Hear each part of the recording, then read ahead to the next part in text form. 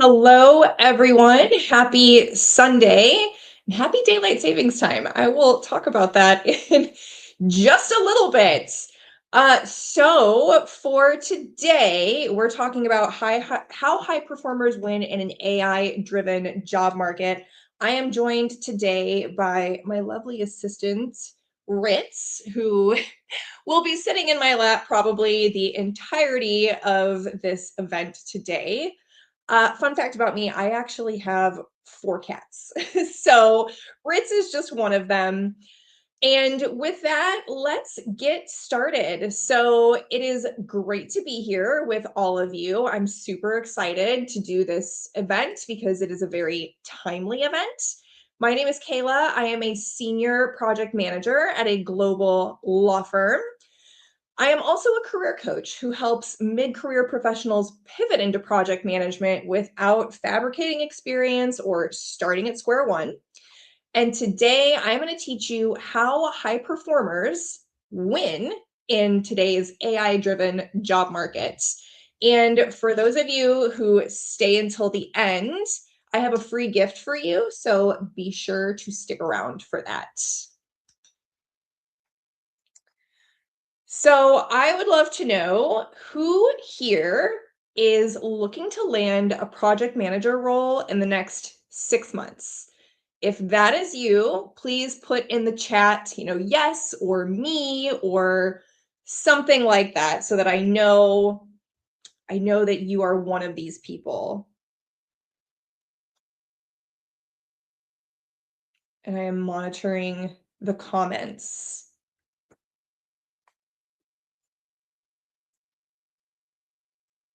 Hey, me, yes, yes. Got it. Okay. It looks like we have quite a few of you here who are looking to land this role in the next 6 months. So I also want you to drop in the comments for me how many years of experience you have and the biggest thing that is blocking you from landing that project management role in the next 6 months. Put that down below because I'm seeing right now people who have a lot of experience. And when I say experience, I don't mean project management experience. I mean experience as in professional experience. And that could be government experience, experience owning a small business. That could be volunteer experience. It could be nonprofit experience. All of these things count. So go ahead and drop that in the comments for me.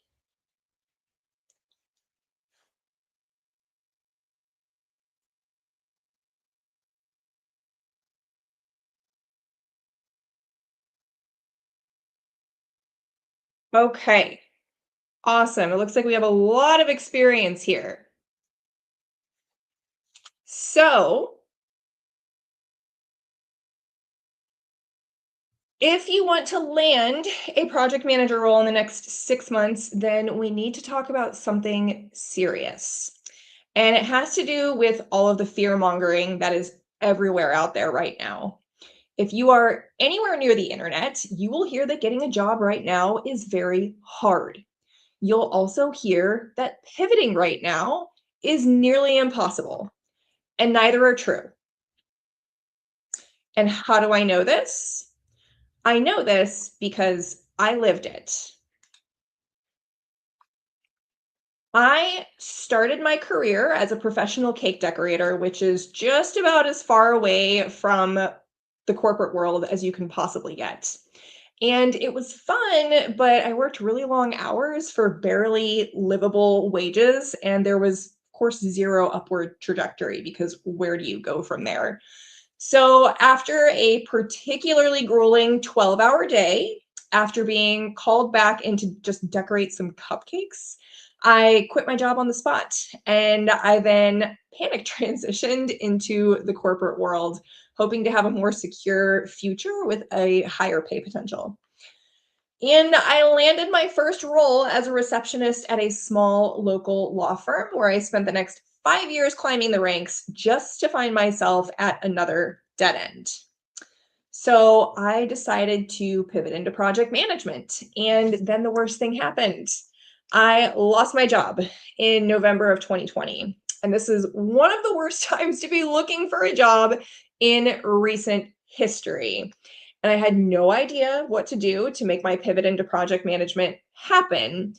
And all of a sudden, I couldn't just think about making that transition. I found myself needing to make a change, and I was under intense financial and honestly time constraints. I had no idea what I was doing when I was trying to make this transition happen, but I knew I had to make concerted steps to make it happen fast. So I created a strategy. I designed a plan and I went about executing it.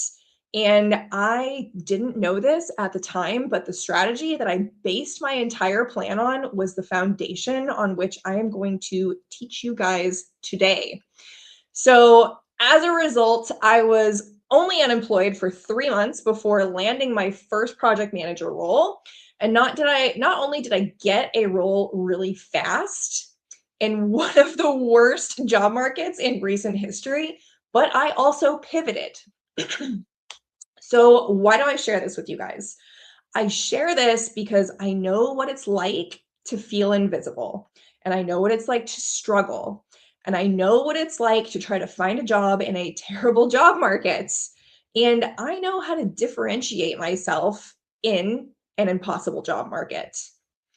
Not only did I get a job fast in one of the worst markets in recent history, but I also pivoted. And today I'm going to teach you how to do the same thing. But before we get into that, it is really important to understand what is actually happening right now, because once you understand the underlying issues, it is easier to create a strategy to rise above them.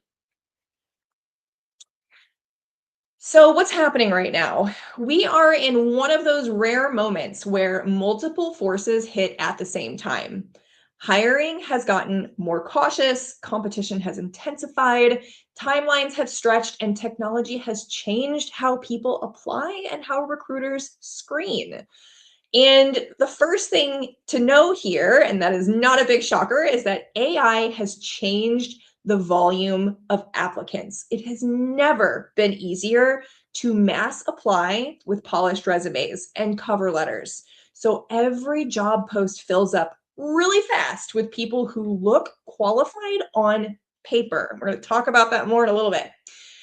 Second, competition is fierce. When people get laid off from senior roles, a lot of them apply down market to mid-level roles, which ends up raising the bar for everybody. And again, we're going to talk about that more in just a little bit. So, as a result of these two things, hiring teams are more cautious than ever right now. And when companies are uncertain, they hire slower and they pick safe candidates. That means people who are a clearer match. That means people who are referred, people who demonstrate that they have direct experience, and people who look like they have fewer leaps that they're making in their job transition. And as a result, timelines are longer.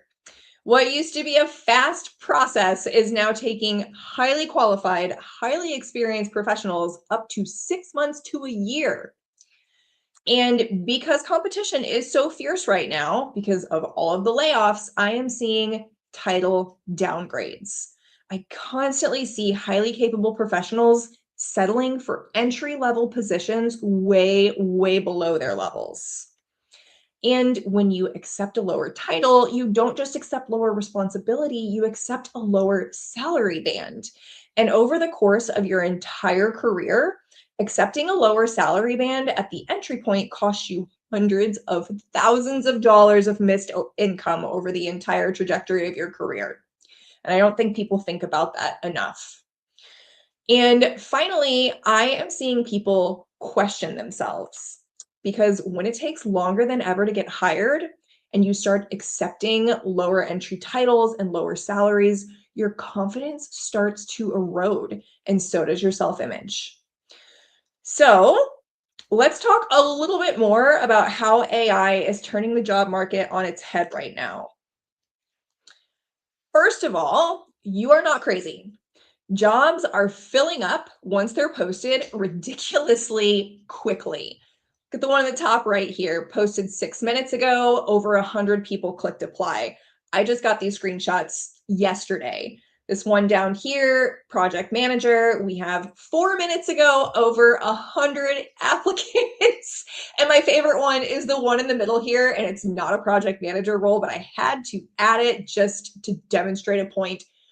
Reposted 54 seconds ago, and 96 people applied. How is this even possible? It is possible because of the introduction of AI application tools. These tools tout their ability to optimize your resume and auto apply to dozens or even hundreds of jobs per day. And here's the funny thing, these tools are being marketed as a breakthrough solution, but they are really just part of the problem. And that's because when millions of people are using these tools, and millions of people are, when they're using them because they're cheap and easily accessible, the result is an absolute flood of applicants in the market. And even worse, all applicants look qualified. And they also all look the same because these AI algorithms are doing nothing but keyword stuffing, keyword matching. That's all they're doing. And this means that in the modern job market, resumes are no longer what gets you hired. They are a formality, a document that gets filed into an ATS, an applicant tracking system, after the real decision has already started happening. These tools are selling a false narrative that keyword stuffing will position you for a role, and that volume will get you attention. But keywords do not equal positioning, and volume does not equal attention. So I'm going to show you what really positions you as the obvious choice for your dream job and what gets your application the attention it deserves. But I want to go a bit deeper with you because most of you here cognitively know this, and that you know that AI and layoffs are driving the impossible job market right now. But the real power is in understanding the psychology beneath those drivers. And here is the first piece of that. In today's professional environment, we are living through a modern day crisis, and that is the trust crisis. Trust was actually a key topic at the most recent World Economic Forum because it is such a problem right now. Skepticism is at an all-time high and trust is at an all-time low. And no wonder when deep fakes are applying to jobs to install malware on company platforms, and AI agents are impersonating recruiters to steal candidates' personal information. The truth is that in today's reality, trust is one of the most valuable currencies out there. And the other most valuable currency is attention. Today, we are bombarded with a constant influx of information from the time we open our eyes until the moment we fall asleep. Your attention is in constant demand. Emails, instant messages, video calls, all demanding something different. And that's just at work. Outside of work, we're hit with pop-ups, upsells, constant ads, each using the most recent research to grab your attention. And it is quite literally psychological warfare. And it's exhausting. And as these demands on our attention increase, we become more and more numb to them. And this is important because the same thing is happening to recruiters and hiring managers. And once you understand that, you start to understand what you are really fighting for in this market. You are fighting to stand out to a group of zombified recruiters and hiring managers who are numbly searching for the proverbial needle in a haystack. You need to become that needle. And let's talk about how you do that. So we already covered that keywords do not equal positioning. So let's go a little bit deeper into that. Keywords don't equal positioning because psychologically speaking, if you use a lot of jargon in the way that you speak, you actually come off as less trustworthy. It sounds like you're trying to compensate for lack of knowledge or expertise.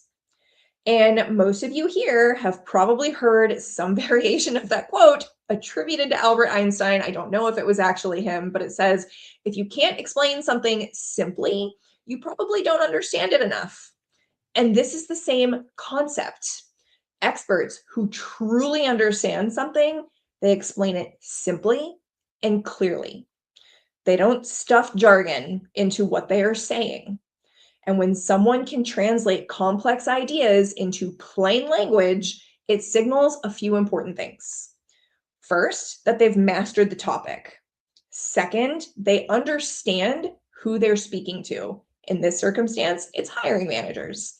And the third thing that it signals is that they are confident enough not to hide behind complicated language.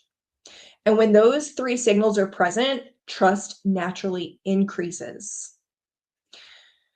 So we have established that positioning does not come from keyword stacking. So what does it come from then? Clarity.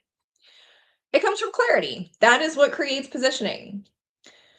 I'm going to nerd out here for a second because I have a Latin background. The word positioning comes from the Latin ponere, which means to place. End of my nerding.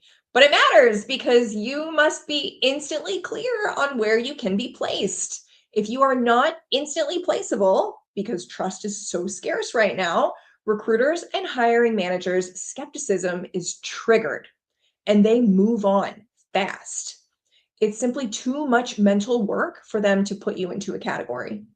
And they're going to gravitate towards the person who is easily categorized.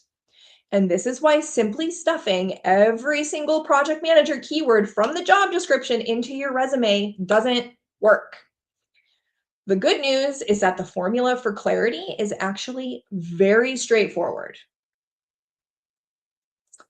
To position yourself clearly, you need to combine three things: who you help, what you do, and the problems that you solve better than anyone else. All of that needs to be packaged up tightly, and your message needs to be consistent. And this is why the answer to the interview question, tell me about yourself, is so important. You have less than a minute in an interview to grab attention, and even less time in a resume or on a LinkedIn profile. And your positioning statement is what does exactly that. It grabs attention. And this is where people really struggle because they are so close to their own work, their own experience, they can't see their positioning clearly. They are inside the jar of their own experience, and it's hard to read the label when you are inside of the jar that the label is on. And this is exactly what I help my clients do. I help them become crystal clear on their positioning based on their existing experience. And I help them articulate it in a way that instantly resonates with recruiters and hiring managers. Okay, so here is the other key concept, and that is that volume does not equal attention. Here is what is happening. Hiring managers are hiring because they have a problem, a very specific problem, and they are simply looking for a solution to that problem. I've been a hiring manager. I've been on interviewing teams. I understand this. I have a problem. I need it solved. Not only are hiring managers looking for a solution, but they are looking for the obvious solution. The obvious solution to their specific problem. You want to be that. But if you position yourself as a jack of all trades who does general project management, then you don't come across as the obvious solution to their specific problem. And that's one of the problems in these AI tools that automatically sprays your resume everywhere, is that it makes you look like a jack of all trades. You're not being specific. You're not solving a specific problem. And in fact, it becomes very unclear what types of problems you solve. You think you sound versatile. You actually sound unclear. And when you're unclear, you don't grab attention. Oh, my cat's asking to be brought up. So, if keywords don't create positioning And volume doesn't create attention. The real question becomes, how do you actually get eyeballs? And the answer is networking, because networking is what gets you eyeballs. And I can practically hear all of you collectively groaning right now. I can see your little eyeballs rolling in their sockets because networking is cringy, it's desperate, and it's only for people who have the right connections. And I hear all of that. I get it. I'm not going to sugarcoat it and tell you that networking is easy, because it isn't. It takes time. It takes practice, it takes dedication, and it takes a willingness to do it. That has to happen first before you can even practice it. You have to be willing to do it. And I am going to tell you that in 2026, in a world where trust is scarce and attention is even scarcer, if you want to move the needle faster, you absolutely have to network, and you have to do it intentionally. You need to know who to network with, because just anyone isn't going to cut it. And it starts with getting very clear on your positioning for two reasons. First of all, if you are not clear on what your target is, you're not going to know who to reach out to. It's as simple as that. And even if you do happen to get to the right person, if you can't clearly communicate what you do, who you help, and the problems that you solve better than anyone else, you are not going to get a referral because your positioning is unclear. If you are not immediately placeable in that person's mind, you become a risk. And if you're a risk, they're not going to put their own reputation on the line to refer you, which makes sense because they also need to maintain their own trusting relationships inside their companies. Because, like I said, trust is a currency right now, and it's incredibly valuable. But once you can clearly articulate all of these things and you get in front of the right people by networking to get attention, and you do it in a targeted manner, that is when you start to get traction. And you start to get traction because you have created the currency of trust in a trust depleted job market. But I've noticed a pattern. And that pattern is that most mid-career professionals aren't lacking experience. They're struggling with something else entirely. And that is networking. I have surveyed nearly 150 mid-career professionals trying to land project manager roles. And I do this with an assessment, which looks at three areas. It looks at experience, it looks at networking, and it looks at credentials. And each is scored from 0 to 100 based on responses to several questions within each of those categories. And on average, the people I surveyed scored an 86% in experience. So they're doing really well in experience. That's this blue box over here. But in networking, the average drops to 56%. They're 56% prepared to be solid in their networking to support their job transitions. That is this orange box right here. Look at this difference. It is stark. People have the experience. The networking is the challenge. And networking is a challenge because people don't know how to start. They don't know who to reach out to. They don't know what to say. How do I follow up? How do I not come across as desperate or annoying? And people certainly don't know how to do it from a place of authenticity that feels in alignment with the type of person they see themselves as: competent, capable, and self-sufficient. They see networking as eroding who they actually think they are. And this is exactly what I help my clients do. I help them target the right people, strategize what to say, and how to make the ask, all without coming across as desperate or fake or ruining your credibility. So, to wrap things up, and reminder, please stay until the end. I have a couple free gifts for you. Uh, to wrap things up, remember that generative AI isn't the solution, it's the problem. The market is flooded with generic candidates right now.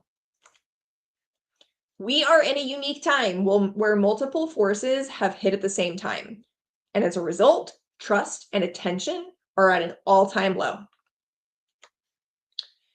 Keyword stuffing and just increasing the volume of jobs that you apply to are not going to fix the problem because they're not replacements for positioning and attention in a market where trust and attention are at an all-time low. And trust is the only way to significantly move the needle in today's automated world. Trust is a blend of positioning and attention. So we are getting close to the end of today's session, but I want to remind you, stay to the end. I have a free gift for you. Oh my gosh, I'm going to sneeze. There we go. Okay, so free gift coming up. But first, I want to tell you about how we used this equation that I talked about today to help Chelsea get noticed and land a six-figure project manager role. So when Chelsea came to me, she was coming off of serious burnout. She'd quit her job without anything lined up, just like me, because she had to preserve her mental health. And once she started applying again, she thought I was going to go fast. She thought, I'm experienced. I have what it takes. I'm just going to apply and I'm going to hear back quickly. But when she started to apply, it was nothing but silence, just auto replies and zero follow up. And she felt like she was sending applications into the void. And when you're in that place, your brain starts to whisper something to you. Maybe nothing is working because I am not competitive anymore. Maybe I should stop aiming so high. Maybe I just need something else, but I don't really know what it is. And that's what happened to Chelsea.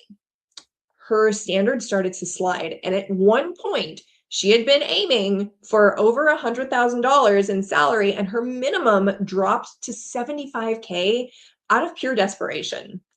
And when you have real project management experience and you're not getting any traction in the market, even though you're sending out dozens of applications each week, it's not a skills issue. It is a positioning issue. So for Chelsea, we didn't pile on more effort. We stabilized the system and made the strategy super clean. She got very, very clear on the roles that she actually wanted, and she stopped applying to what she was calling I could do it jobs and repositioned her experience so it read like an obvious fit instead of a generic project manager. And the first job that she applied to with that shift is the job that she got. And when the offer came in under her range, she negotiated calmly and professionally. And she got them to meet her at her desired threshold of $130,000. Not because the market suddenly got nicer, but because her positioning was solid. And here is what Chelsea had to say about working with me. I remember being incredibly frustrated, and I would apply, but then nothing would happen. No one was following up with me. I was getting like auto reply emails, and there were so many things that just, it felt like I was sending applications out into the void. I, I think one of the biggest things that I took out of our experience together was realizing that I was selling myself short. But there was a part of me that was like, what am I getting in 3 months? Like, what does this look like? How I've been working on this for, at that point, 4 or so months before. It was like, this is what I did in 4 months. What do you think is going to happen in 3? But I think the fact that the job that I have now is the job application I started with in the beginning of the process, and I got to see every stage of the application interview process, how it played out with the resources you were giving and the coaching you were providing. It, like, I got a real time, like, oh, that's how this applies to this. Yeah, I would absolutely say it is 100% worth it. And if there are concerns about can you afford it, I think it's like one of those return on investment ideas on if you pay the money now and you get the job you ultimately want, how quickly could you get that back? So Chelsea's outcome was not about volume and it wasn't about keyword stuffing. It was about positioning. And that alignment lives inside of the framework that I just shared with you all. And this is exactly what my PM path diagnostic is for. It is a 15-minute call, and during our time together, we take a closer look at what I call your project management readiness iron triangle. We identify which arm of that triangle is actually limiting traction and where it's out of balance, and then we map a targeted plan so you are no longer guessing. This is not a resume rewrite. It is strategic advice, strategic positioning. And this PM Path diagnostic, it is not meant for everybody, but it is meant for you if you know you're capable of more, but your title and salary don't reflect it. It's meant for you if you are ready to move strategically and not randomly. And it is meant for you if you want help building and executing on that strategy. Now, this call is not for you if you are not ready and willing to take ownership over your results. It's not for you if you'd rather just wait and see how things work out. And it's not for you if you are waiting on a credential before taking action. So, if you are ready to approach your transition strategically instead of reactively, open your phone camera, scan the QR code, tell me a little bit about what is going on for you, and schedule a time to meet with me. And as I mentioned, I am a full-time project manager on top of what I do as a career coach. And because of that, spots are limited because I only have so much time in the day. So with that, I am going to open the floor to questions, and I want to leave a few minutes at the end for that free gift. And because there is a lag between what happens on LinkedIn and what I see on my end, I'm going to tell you guys a quick story while you pop any questions that you have into the comments. So I didn't know today was daylight savings time. I had no idea. And because of that, the email to go out to remind everybody that this event was in an hour went out 2 hours ahead of time. And not only that, but at the same time, an email triggered that saying, "Hey, did you miss it? Did you miss today's event? Here's a replay." Now, this was a CRM snafu. This was a technical issue in the background. And in project management, we call this an unknown unknown. I didn't know it was I didn't know it was daylight savings today. Had no idea. No member of my team brought it to my attention. Never mind that I am a team of one. So why do I tell you this? I tell you this because in project management, that's called a risk. There was a risk that I didn't see, an unknown risk. And it became a reality. Something went wrong. It became an issue. And as soon as I noticed this, I could have spiraled, I could have panicked, I could have done all sorts of things, but I switched into my project manager mode. This is what I call PM presence, having the presence of a project manager. Instead of panicking, instead of spinning out, I asked myself, what went wrong? How do I fix it? Who needs to know what happened? And what do I need to tell them? That's it. So I quickly and calmly sent out a correctional email that said, "Hey, here is what happened." I sent it out to the right audience, which is everybody who said they wanted to come to today's event. And I said, "Here's the correction. Here's the bare minimum of what you need to know." And if you go look in your email, I think it's 3 or 4 lines, and it's just very clear about problem, what you need to know, action you need to take. That comes from real world, boots on the ground project management experience. And a response like that is what differentiates someone as a project manager, being able to keep your cool when things go wrong, because things do go wrong in projects all the time. I've been planning this for weeks. something went wrong at the last minute. My project went sideways. That's okay. It depends. What really matters is how you handle it. Just want to tell that little story. I'm not seeing any questions come in, which must mean that everybody is super clear on exactly what they need to do to stand out in today's AI-driven job market. So I'm going to move on to my freebie here in a second. I do want to let you all know that I have a podcast and I'd like to invite you to listen to it. And it is designed specifically to support project management career paths. And you might like the most recent episode that I did. It's called Why Highly Capable Project Managers Are Invisible in the 2026 Job Market. It's exactly about what we talked about today, slightly different angle. So I will give you a moment to grab that. And then I have one more thing for you.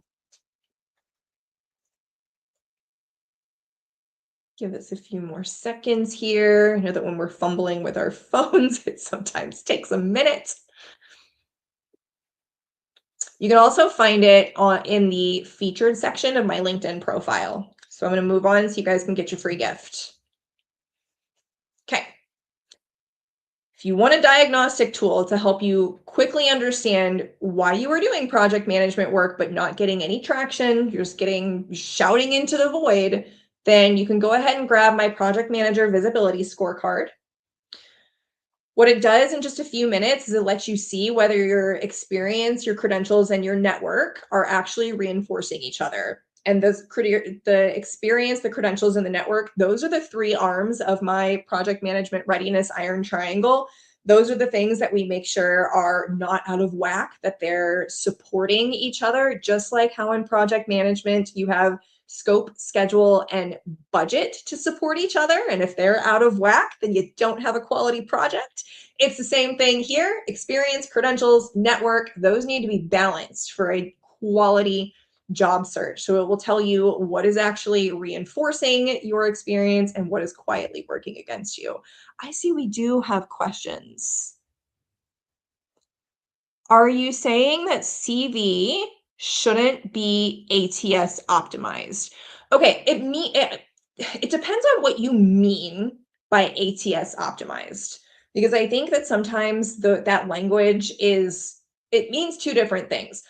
First of all, there is that it's readable by an ATS. So when you upload, everybody complains about Workday, right? You upload your resume and then it asks you to fill in the information again.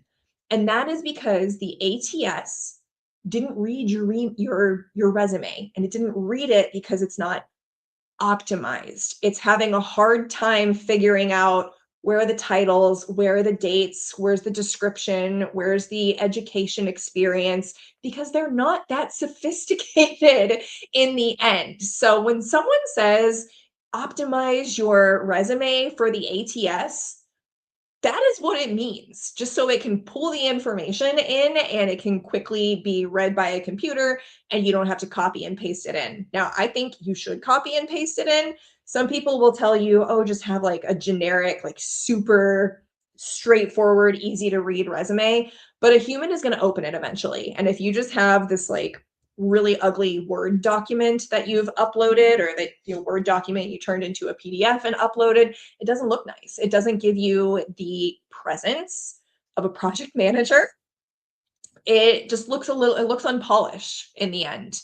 So that is what they mean by that. Now, when you're saying ATS optimized too, I think what you mean is keyword optimization as well.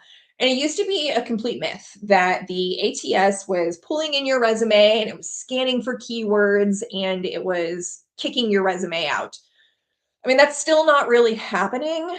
What is happening is that some companies, not all, some, and I believe they have to tell you, are using like relevancy scores. But the point is, David, is that it doesn't matter, because submitting your application, like that is not what does it anymore. It is networking. I'm going to sneeze again. Okay. It is networking. It is getting attention. Just popping your resume into an ATS, keyword optimized, No attention. We saw that one job that was posted 56 seconds ago and 96 applications. It doesn't matter. It does not matter if your resume or your CV is perfectly ATS optimized. It is about how you position yourself and who you know more than ever. And it's exactly what you said in your second point. Positioning and networking, those are the primary job seeking methods. 100%. 100%. You summarized it perfectly. Azalea, what is your biggest recommendation to a clinician trying to transition into a non-clinical role for the first time? What has been the, and then it cuts off. Why does it cut off? Azalea, you might need to repost that second half of it. But this is not just clinician that I'm gonna give you advice about. This is anybody, because I help people from all backgrounds. I've had band managers, I have had TV producers, I have had nonprofit, I have had teachers, I've had people from all over the place. You're welcome, David. There is a severe lag. Um, and yes, I've had people with a healthcare background. So here's the key. First of all, it depends on where you want to pivot to. When I pivoted into project management, I was already in law. I stayed in law because I liked law and that's what I knew. That's not the same thing for everybody, but if you want to stay in, the clinical space, you want to stay in the healthcare space, that's one thing. You don't need to, change your language up too much. But what you do need to do is speak about things like a project manager, not like a clinician. All right. Language. We don't use the word client anymore. We use the word customer. Right? This is different. You need to look at the language that is being used in the types of jobs that you are going for and position yourself as the type of person who naturally uses that language. Notice I didn't say keyword. This is not about keyword. This is about positioning yourself as someone with that experience. Because if you use the word patient, that's what I meant. Patient. We're not using the word patient. If you use the word patient, that's an instant red flag to somebody like, oh, pivoter, pass. You need to be speaking about your experience as someone who already does it, not as someone who's pivoting. This is what I see all the time is people are subtly positioning themselves as pivoters instead of people who have been doing project management the whole time. And that is what I help my clients with. It's a process and it's very, very difficult to do on your own. I just gave you a little bit of insight into that. Oh, the biggest challenge. I just said what the biggest challenge is, and that is that they're positioning themselves like pivoters and they don't know, or sometimes they will say things, they will specifically say, I'm looking to pivot. Please don't say that. It shows that you're a risk. It instantly shows that you have not done this before, and that is not what you want to do. You want to show you've been doing this the whole time. It was just called something else. You were using slightly different language. That's okay. We translate it. We position you as someone who has already been doing this. That is what we do in my PM Path diagnostic. I help you get there. Any more questions? You're welcome, Azalea.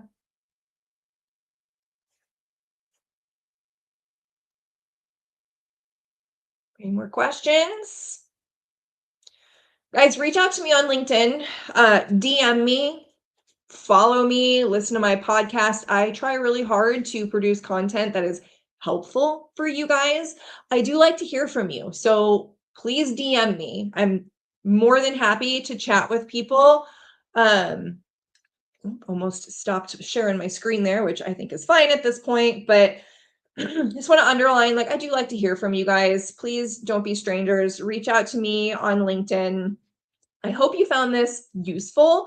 We are going to be doing another one of these on April 12th, and it is about positioning your credentials.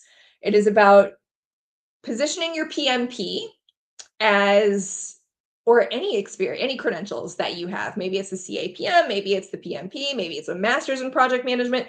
We're going to be talking about actually using that to position you well, because right now what I see is people just holding up that piece of paper and thinking that's going to open doors, and it doesn't. So we are going to talk about how to do that effectively.